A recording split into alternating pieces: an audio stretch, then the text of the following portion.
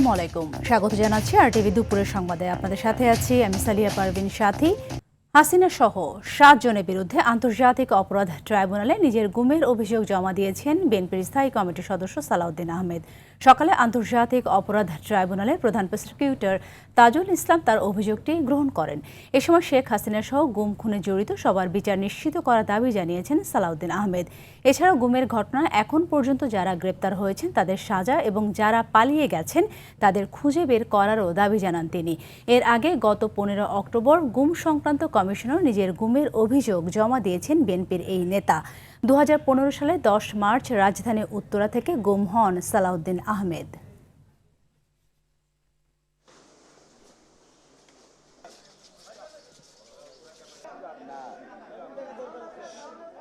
আমি আন্তর্জাতিক অপরাধ আদালতে আমার নিজের মামলাটি রেকর্ড করালাম। এখানে প্রাথমিকভাবে 7 জনকে আসামি করেছি। শেখ হাসিনা সহ যারা বিভিন্নভাবে আওয়ামী দলীয় সন্ত্রাসীদের দ্বারা নির্যাতিত হয়ে মৃত্যুবরণ করেছে অথবা অপমৃত্যু বরণ করেছে, বিভিন্নভাবে মানবতা বিরোধী অপরাধ সংঘটিত হয়েছে। এই সমস্ত কিছুই আন্তর্জাতিক অপরাধ ট্রাইব্যুনালে যাতে মামলা হয়, যারা ভুক্তভোগী তারা যাতে মামলা করেন সেজন্য আহ্বান জানাচ্ছি। দর্শক, এ বিষয়ে আরো জানাতে অপরাধ ট্রাইব্যুনাল থেকে সরাসরি যুক্ত হচ্ছেন সহকর্মী জিএম মাহমুদ। মাহমুদ, সালাউদ্দিন আহমেদের অভিযোগের বিষয়ে সর্বশেষ কি তথ্য রয়েছে আপনার কাছে, এবং এছাড়া অন্য কোনো মামলা আছে কিনা?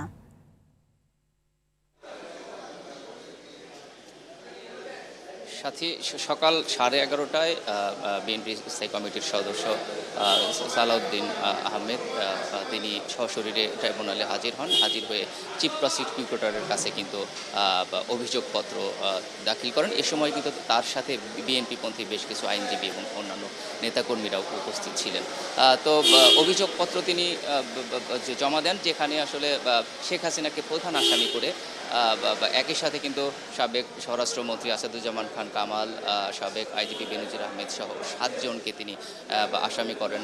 এবং তিনি এই অভিযোগপত্র জমা দিয়ে সাংবাদিকদের কাছে বলেন যে এটি যদি তদন্ত করা হয় তাহলে আরও বেশ কিছু আসামি কিন্তু এখানে চলে আসবে, এবং এই জন্য কিন্তু ট্রাইব্যুনালের কাছে তিনি এই আহ্বান জানান এটি যেন তদন্ত করা হয় এবং তদন্তের মাধ্যমে সঠিক বিচার যেন তিনি পান, এই দাবি করেন। এ সময় তিনি আরও বলেন যে এই বিগত সরকারের আমলে যারা এভাবে গুম এবং জুডিশিয়াল কিলিংয়ের শিকার হয়েছেন তাদের ভুক্তভোগী পরিবাররা যেন এসে এই ট্রাইব্যুনালে অভিযোগ করেন, এবং এই ট্রাইব্যুনালকেও যেন সরকার এখানে ন্যায় বিচার যেন প্রতিষ্ঠিত হয় সে ব্যাপারে যেন লজিস্টিক সাপোর্ট দেয়, এ ব্যাপারেও তিনি বলেন। একই সাথে তিনি বলেন যে তার দলের পক্ষ থেকেও এই ট্রাইব্যুনালকে আসলে জুলাই আগস্টের গণহত্যার বিচার যেন সঠিকভাবে হয় সে বিষয়ে সাহায্য করবেন। একই সাথে বলেন যে বিএনপি যদি ক্ষমতায় আসে তাহলেও ট্রাইব্যুনালে এই গণহত্যার বিচার কিন্তু চলমান থাকবে, এমন কথাও তিনি জানান। একই সাথে জানিয়ে রাখি যে তিনি এখানে আহ্বান জানিয়েছেন এবং আশাবাদ ব্যক্ত করেছেন যে এই আন্তর্জাতিক অপরাধ ট্রাইব্যুনালে বিশেষ করে এই মানবতা বিরোধী অপরাধের আসলে ন্যায় বিচার প্রতিষ্ঠিত হবে, তিনি এ বিষয়ে আশাবাদ ব্যক্ত করেন। একই সাথে জানিয়ে রাখি এই ট্রাইব্যুনালে আজ কিন্তু আরও 2টি মামলা উঠেছে। এর মধ্যে অন্যতম একটি হচ্ছে চানখারপুলে যে হত্যাকাণ্ড হয়েছিল, 6 জন হত্যাকাণ্ডের যে বিষয়, সেখানে কিন্তু সাবেক ডিএমপি কমিশনার হাবিবুর রহমানকে আসামি করে মোট 7 জন আসামি রয়েছে। সেই 7 জনের মধ্যে 4 জন আসামিকে আজকে কিন্তু ট্রাইব্যুনালে হাজির করা হয়, এবং বাকি যে 4 জন আসামি রয়েছে তাদেরকে আসলে পলাতক হিসেবে পত্রিকায় বিজ্ঞাপনের মাধ্যমে কিন্তু তাদেরকে আসলে ধরার জন্য নির্দেশনা দেওয়া হয়েছে। একই সাথে আরেকটি মামলা, যেটি শেখ হাসিনা ভারতে বসে টেলিফোনের মাধ্যমে বিচার কাজে বাধা দেন এবং আদালত অবমাননার যে অভিযোগ তার বিরুদ্ধে রয়েছিল, এই ব্যাপারে কিন্তু পত্রিকায় বিজ্ঞাপন দেওয়া হয়েছিল। সেই মামলাতেও যেহেতু শেখ হাসিনা এখানে হাজির হননি, এই জন্য কিন্তু আদালত এ বিষয়ে চূড়ান্ত শুনানি 19 জুন নির্ধারণ করেছেন। তো আদালত থেকে এই ছিল আমার কাছে সর্বশেষ তথ্য। সাথী, ধন্যবাদ আপনাকে। সংস্কার প্রস্তাব নিয়ে জাতীয় ঐকমত্য পৌঁছাতে দ্বিতীয় দফার বৈঠকে সংবিধানের ৭০ অনুচ্ছেদ নিম্নকক্ষে নারীর আসন তত্ত্বাবধায়ক সরকার সংসদের স্থায়ী কমিটি নিয়ে আলোচনা হবে বলে জানিয়েছেন জাতীয় ঐকমত্য কমিশনের সহ সভাপতি অধ্যাপক আলী রিয়াজ। সকালে রাজধানী ফরেন সার্ভিস একাডেমিতে ঐকমত্য কমিশনের সাথে দ্বিতীয় দফার বৈঠকের সূচনা বক্তব্যে একথা জানান তিনি। বলেন, সব বিষয়ে কমিশন বা রাজনৈতিক দলগুলো একমত হবে না। কিছু জায়গায় দ্বিমত থেকে গেলেও আগামী মাসের মধ্যে জুলাই সনদের কাজ শেষ করতে চায় কমিশন। কমিশনের বক্তব্য চূড়ান্ত নয় উল্লেখ করে তিনি আরও বলেন, আলোচনার মাধ্যমে ঐকমত্যের বিষয়গুলো সনদের ঠাঁই পাবে। যে বিষয়ে দলগুলো ভিন্নমত থাকবে সেগুলো জনমত তৈরিতে রাজনৈতিক দলগুলো নির্বাচনী ইশতেহারে উল্লেখ করে জনগণের কাছে যাবে।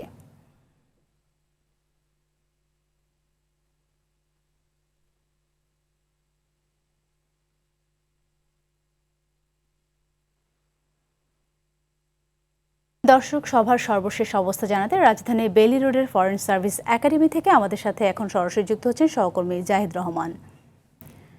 জাহিদ, সভায় তো এখন বিরতি চলছে, তো এই সভাতে কি কি বিষয় আলোচনা হয়েছে সেই বিষয়ে আপনি কোনো তথ্য জানতে পেরেছেন কিনা?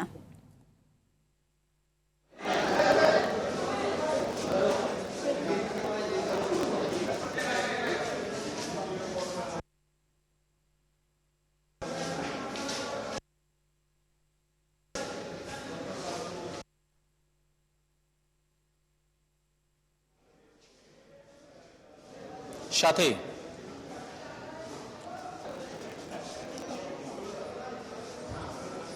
সাথেই আপনি জানেন যে ৭০ অনুচ্ছেদের যে আলোচনার বিষয়টি সেটি নিয়ে মূলত সবাই এখন পর্যন্ত আলোচনা চলছিল, যেটি আমরা জানতে পেরেছি। সেখানে হচ্ছে রাষ্ট্রপতি, প্রধানমন্ত্রীর ক্ষমতার ভারসাম্য, মেয়াদ, রাজনৈতিকভাবে তাদের অবস্থান সবকিছু মিলিয়ে এই যে দীর্ঘ একটি সময়, এই সময়গুলো নিয়ে আসলে কি তারা রাজনৈতিকভাবে কি ভূমিকা রাখবেন সেই বিষয়গুলো নিয়ে এখানে আলোচনা হচ্ছে। এবং প্রত্যেকটি দলই চায়, যেহেতু ফ্যাসিবাদ এবং স্বৈরাচারের যে আমলে যে ধরনের ক্ষমতার অপব্যবহার হয়েছে, মূলত সেই কারণে অনুচ্ছেদের অনেক রাজনৈতিক দল এখানে বলছেন যে এখানে ভারসাম্যের ক্ষেত্রে সবাই একমত আনার জন্য, তবে কি প্রক্রিয়া আনবেন সেটি নিয়ে অনেকের দ্বিমত রয়েছে। সেই বিষয়গুলো নিয়ে যেহেতু ঐকমত্য কমিশনের প্রথম আলোচনা, সেগুলো সমাধান হবে এবং ঈদের পর রাজনৈতিক দলগুলো বলতে চাচ্ছে জুলাই সনদ যেহেতু ঘোষণা করতে চায়, সেই হিসেব করে ঈদের পর কমিশনের সহসভাপতি আলী রিয়াজ যেটি জানিয়েছেন যে এটি আলোচনার মধ্য দিয়ে শুরু হয়েছে এবং প্রথমটি শেষ হলে পরবর্তীগুলো যদি তারপরে সমাধান না আসে বা ঐক্যমতে পৌঁছানোর প্রয়োজন পরে, যে ঐক্যমত্য প্রয়োজনের জন্য আরও বৈঠক দরকার, তাহলে সবার সম্মতিতে সেটিও অনুষ্ঠিত হবে। এবং ঈদের পর রাজনৈতিক দলগুলো বলতে চাচ্ছেন জুলাই সনদ যেহেতু ঘোষণা করতে চায়, সেই হিসেব করে ঈদের পর কোনো বিরতি ছাড়াই আসলে রাজনৈতিক দলগুলোর সাথে এই বিষয়গুলো নিয়ে, যে বিষয়গুলো ঐক্যমত্য হয়নি এখন পর্যন্ত কমিশনের সাথে, সেই বিষয়গুলো নিয়ে আলোচনা চলতে পারে এবং তাহলে আসলে কাঙ্ক্ষিত যে সংস্কার এবং জুলাই সনদের কথা বলা হচ্ছে সেটি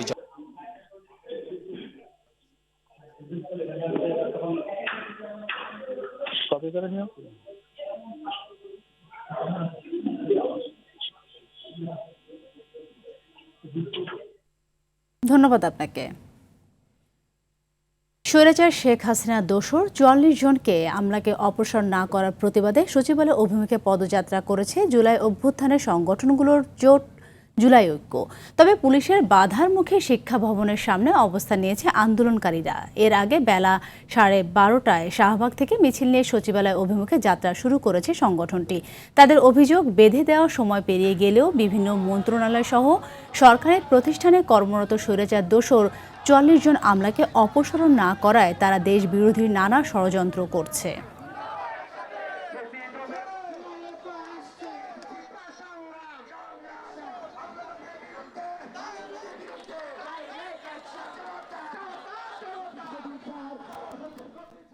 আর্মি ফ্যাসিজম সরকার ছাত্র জনতার অভ্যুত্থানের মাধ্যমে বিদায় নিল, তার দোসরদেরকে এখনো বাংলাদেশে রেখে আছে। ইন্টারভিউ সরকার এখনো আমাদের সেই দাবি আদায় করতে পারেনি।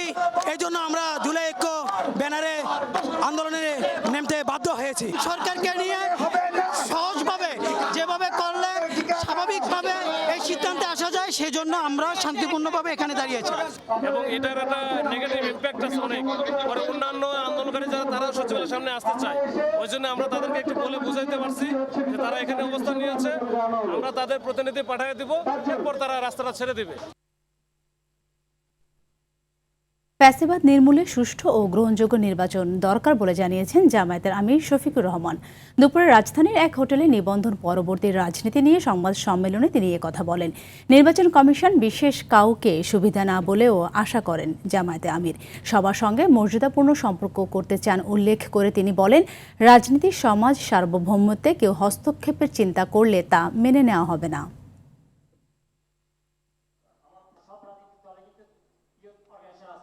আজকেও যদি ইলেকশন আমি দেখি যে এটা আসলে সমতল মাঠ তৈরি হয়ে গেছে এবং এখন ফেয়ার ইলেকশনের পক্ষে জাতি প্রস্তুত, সকল অর্গান প্রস্তুত, সেই ইলেকশনে তো আমরা যাব, আমাদের তো যেতে কোনো সমস্যা নেই, এটা ডিসেম্বর দিয়ে কোনো কথা না। কিন্তু এই বিষয়গুলো পরিষ্কার না করে ডিসেম্বরে এপ্রিলে হলেও তো কোনো লাভ হবে না।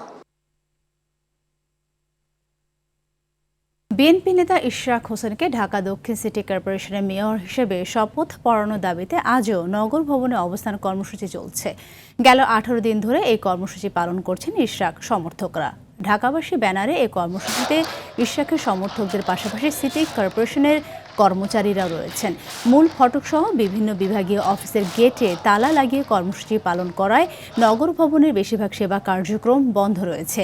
দাবি আদায় না হওয়া পর্যন্ত আন্দোলন চালিয়ে যাওয়ার কথা বলছেন ইশরাক সমর্থকরা। আপিলটা আবার তারা চেম্বার জজে পাঠিয়েছে, চেম্বার জজ ফুল বেঞ্চে পাঠিয়েছে, সেখানেও খারিজ করে দিয়েছে। তারপরেও এত তালবাহানা কেন আমরা জানি না। ইঞ্জিনিয়ার ইশরাক হোসেনকে যতদিন পর্যন্ত মেয়র পদে শপথ বাক্য না করাবে আমাদের দাবি অব্যাহত থাকবে। ডিসেম্বরের মধ্যে নির্বাচন অনুষ্ঠিত হওয়ার সব যুক্তি প্রধান উপদেষ্টার কাছে তুলে ধরা হয়েছে। ক্ষমতা দীর্ঘায়িত করতে সংস্কারের দোহাই দিয়ে নির্বাচন বিলম্বিত করার পায়তারা চলছে বলে অভিযোগ করেছেন বিএনপির স্থায়ী কমিটির সদস্য সালাউদ্দিন আহমেদ। নির্বাচন পেছানোর কোনো কারণ থাকলে তা জাতির সামনে উপস্থাপন করা হোক। দুপুরে ঢাকা রিপোর্টার্স ইউনিটে এক আলোচনায় যোগ দিয়ে তিনি এসব কথা বলেন। সালাউদ্দিন আরও বলেন, তাড়াহুড়ো করলে বিচার প্রশ্নবিদ্ধ হবে। যারা বিচারের পরে নির্বাচনের কথা বলে তাদের সাথে বিএনপি একমত নয়।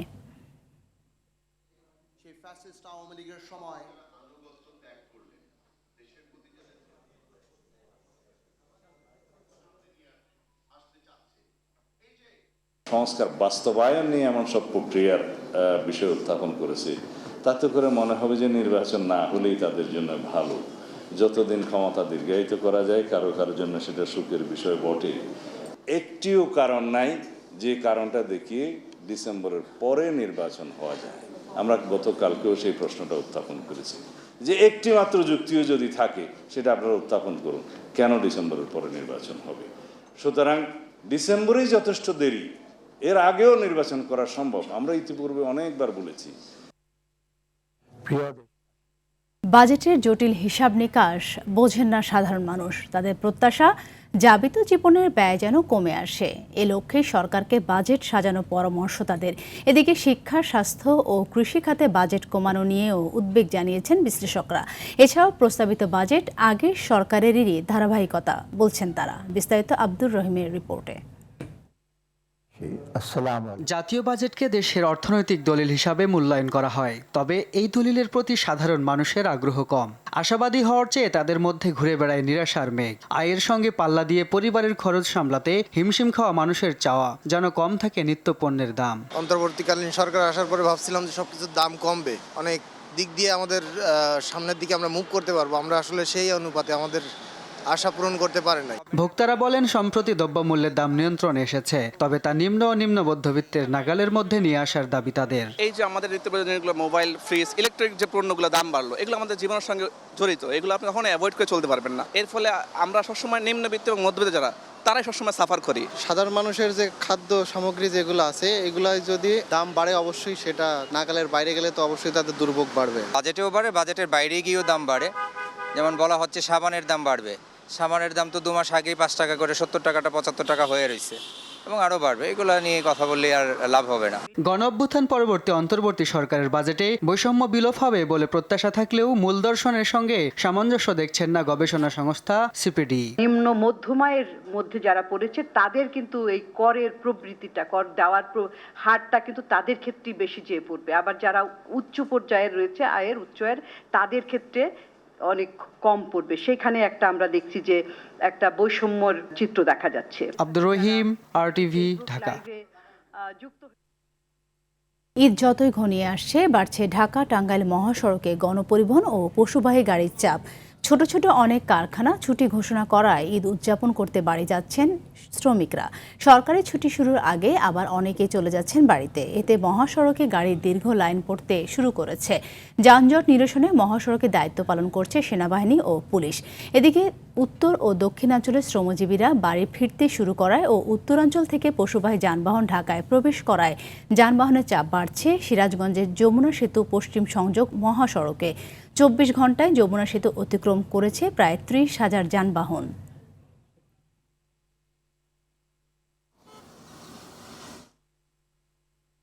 এদিকে ঢাকা টাঙ্গাইল যমুনা সেতু মহাসড়কের করাতিপাড়া বাইপাস এলাকায় দাঁড়িয়ে থাকা ট্রাকের পেছনে মাইক্রোবাসের ধাক্কায় বাবা ও 2 ছেলেসহ 3 জন নিহত হয়েছে। সকালে উপজেলা করাতিপাড়া বাইপাস এলাকায় এই দুর্ঘটনা ঘটে। নিহতরা হলেন বাবা আমজাদ হোসেন ও তার 2 ছেলে অটল ও রাতুল। বাসাইল থানার ওসি জালাল উদ্দিন জানান, ঢাকা থেকে পরিবারের সঙ্গে ঈদ করতে বাড়ি ফিরছিলেন আমজাদ ও তার পরিবার। তাদের মাইক্রোবাসটি ঢাকা টাঙ্গাইল যমুনা সেতু মহাসড়কের করাতিপাড়া বাইপাস এলাকায় পৌঁছে দাঁড়িয়ে থাকা একটি ট্রাকের পেছনে সজোরে ধাক্কা দেয়। এতে মাইক্রোবাসটি দুমড়ে মুচড়ে ঘটনাস্থলেই 3 জনের মৃত্যু হয়। এদিকে যশোরের শার্শায় বাসের ধাক্কায় এক পথচারীর মৃত্যু হয়েছে।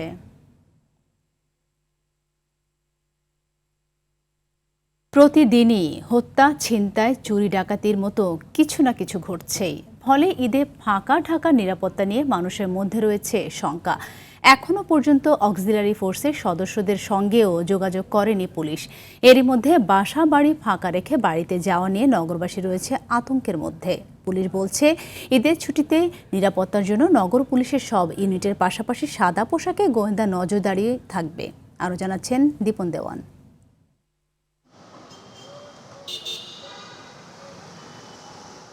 ঈদের সময়ে ঘন জনবসতির ঢাকা শহর হয়ে যায় অনেকটাই জনশূন্য। অনেকে বাসাবাড়িতে তালা ঝুলিয়ে চলে যান গ্রামের বাড়ি। এই সুযোগে বেড়ে যায় চুরি ডাকাতি, ছিনতাইয়ের মতো ঘটনা। আর তাই ঈদের ছুটিতে অনেকেই গ্রামের বাড়ি যান আতঙ্ক সঙ্গে নিয়ে। মস্তান ফুলাফন বাড়িয়ে গেছে, আর এইসব হইলে কারো কিছু হয় না। কিছু করিয়ে গেলে আপনার কেউ ভালো করে শুনতেই চায় না যে আপনার কি হইল না হইলো। বলবে আরো বলবে যে আপনি একটু সাবধানে থাকলে ভালো ছিল। বাড়ানো দরকার, গুরুত্ব দরকার। কারণ হচ্ছে সকালেও এখানে ছিনতাই হয় এই রোডেই, তো আরো যদি নিরাপত্তা বাড়ে আলহামদুলিল্লাহ আমাদের জন্য খুবই ভালো। মানে অনিরাপত্তা ভুগতেছি আমরা, বিশেষ করে আমাদের দিকে কোনো নিরাপত্তাই নেই। আমাদের দিকে ইদানিং ছিনতাই, তারপর চুরি প্রচুর বাইরে গেছে। প্রায় প্রতিদিন রাজধানীর কোথাও না কোথাও হত্যা কিংবা টাকা লুটের ঘটনা ঘটছে। অবনতি হচ্ছে আইন শৃঙ্খলা পরিস্থিতির। এ অবস্থায়ও অলস বসে আছে পুলিশের গঠন করা অক্সিলারি ফোর্স। তাদের জন্য পুলিশের পক্ষ থেকেও নেই কোনো দিক নির্দেশনা। তো ঈদের সময় এখন বাড়তি নিরাপত্তা খুবই দরকার।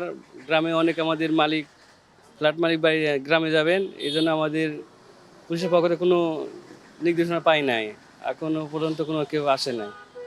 সবাই ছুটিতে বাড়িতে যাবে, সে সময় তো অবশ্যই ঢাকা শহর এমনিতেই ফাঁকা হয়ে যায়, কিন্তু আমাদের সঙ্গে একটু যোগাযোগ করলে এবং আমাদের মানে একটু পরামর্শ দিলে আর কি ভালো হতো সবচেয়ে বেটার। ঈদের ছুটিতে রাজধানীর নিরাপত্তা নিয়ে এরই মধ্যে পুলিশের বিভিন্ন বাহিনীর সদস্যদের নিয়ে হয়েছে বৈঠক। পুলিশ জানিয়েছে সব ধরনের প্রস্তুতি নেওয়া হয়েছে। বিভিন্ন পাড়া মহল্লা, বাণিজ্যিক এলাকা, বিপণী বিতান এইসব কেন্দ্রিক আমাদের বিশেষ নিরাপত্তা পরিকল্পনা থাকবে। থানা থেকে বিভিন্ন পাড়া মহল্লার যারা নিরাপত্তা কর্মী রয়েছেন তাদের সাথেও আমাদের প্রয়োজনীয় কোঅর্ডিনেশনটা সেটা থাকবে। মোট কথা হচ্ছে নগরীর আইন শৃঙ্খলা রক্ষা এবং জননিরাপত্তা রক্ষার জন্য আমরা প্রয়োজনীয় সব ব্যবস্থাই করব। ঈদের ছুটিতে নিরাপত্তার জন্য সবার সহযোগিতা আশা করেন এই পুলিশ কর্মকর্তা। দীপন দেওয়ান, RTV, ঢাকা। ঈদের 10 দিনের ছুটিতে রাজধানী সহ দেশের সার্বিক নিরাপত্তা নিশ্চিতে আইন শৃঙ্খলা বাহিনীর ছুটি বাতিল করা হয়েছে বলে জানিয়েছেন স্বরাষ্ট্র উপদেষ্টা জাহাঙ্গীর আলম চৌধুরী।